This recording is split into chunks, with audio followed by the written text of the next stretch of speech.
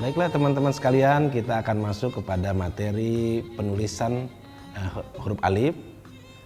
Dan huruf alif ini menjadi parameter untuk kemulusan atau baik tidaknya tulisan Hotnassi, karena dia sangat menentukan tinggi, lebar, dan tipis tergantung dari huruf alif ini. Mari kita coba. Baik teman-teman sekalian, sebelum masuk pada materi penulisan huruf per huruf dari huruf hijaiyah itu, terlebih dahulu kita harus kuasai bagaimana cara membuat titik. Titik yang akan kita buat adalah titik persegi 4 sama sisi. Ini baik saya contohkan terlebih dahulu. Pertama saya buat garis horizontal membentang. Kemudian kita coba tempelkan pada bagian kertas itu ujung mata pena. Kira-kira pas, di kemiringan sudah pas, kita tarik, berhenti pada titik, pada garis. Kita buat lagi, berhenti pada garis, dan selanjutnya begitu. Nah, ketika sudah menguasai cara membuat titik-titik ini, maka ini akan sangat membantu bagaimana penulisan huruf demi huruf. Sebagai contoh, nanti kita akan buat huruf alif yang tingginya adalah 5 titik. Jadi patokannya sini, semakin besar mata pena, maka hurufnya akan semakin besar. Menulis huruf alif itu dimulai dari pembuatan titik-titik tadi. Jadi kita buat dari atas, dan titiknya seperti yang tadi sudah saya perlihatkan, yaitu kita buat begini. Kita buat 5 titik, sebab standar dari penulisan alif dalam Hotnassi itu ada 5 titik. Nah, ketika sudah buat seperti ini, kemudian kita buat huruf alif tunggal. Tulisannya kita perkirakan setinggi 5 titik. Ini. Kemudian seberapa miring? Mungkin kalau ada teman-teman menanyakan itu, ketika kita tarik garis vertikal, nampak sekali dia miring. Kemiringannya adalah setengah titik. Kita tempelkan seperti itu. Nah, kemudian derajat kemiringannya, kalau tarik garis, ini kalau dirasa-rasa mungkin pakai alat ukur lebih bagus. Ini 25 derajat. 25 derajat. Jadi atau kalau bisa kurang lebih lah sedikit gitu. Nah, saya ulang kembali. Untuk alif pertama tegas ya.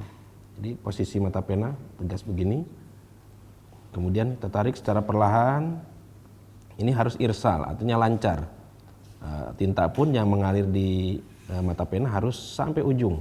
Jadi jangan sampai tersendat di tengah jalan dia nyelup lagi.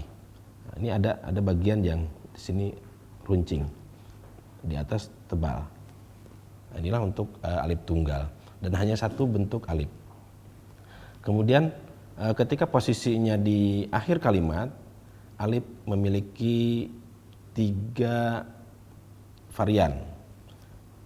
Yang pertama akan saya coba ini saya gandengkan dengan huruf ba sebelumnya. Nah.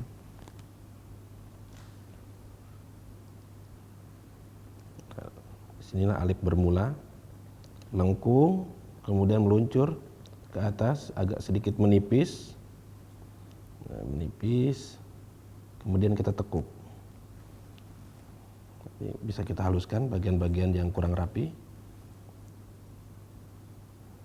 Nah, ketinggian dari alif akhir ini, ya bentuknya ada bendera itu harus lebih dari 5 titik. Dia ada 5,5. Nah, jadi kalau dari ujung sini, coba 1, 2, 5,5 sampai 6 titik.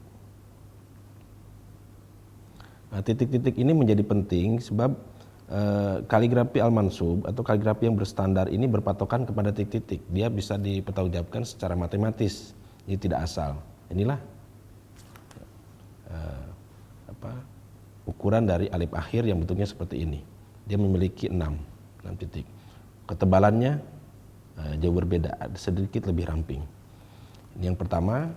Kemudian alif yang kedua, ini ketika tulisannya pendek, umpamanya huruf ba bersambung dengan alif, tapi pendek sekali, ini sambungannya atau sudutnya begitu tajam. Dia hanya meluncur segini saja. Ketinggiannya cukup hanya 5 titik. Jadi ini membentuk sudutan. Ini tegas, tidak ada lengkung. Kalau ini lengkung di sini sehingga ada bendera. Atau sering juga disebut dengan hilyah. Dan ini nyaris membentuk bulatan lebar. Ini yang membedakan antara ini. Yang pertama, yang kedua, kemudian yang ketiga.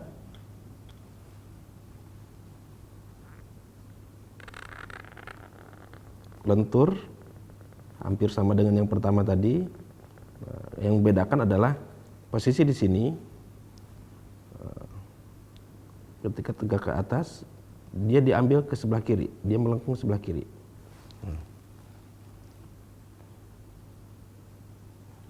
Ini ada lengkungan, ini tegak lurus, ini sedikit membelok. Ini pun lebar. Jadi bentuk alif akhir yang pertama dan yang ketiga itu digunakan manakala huruf sebelumnya ditarik panjang. Nah, demikianlah pengenalan huruf tunggal dan alif ketika bersambung dengan huruf-huruf yang lain. Terima kasih.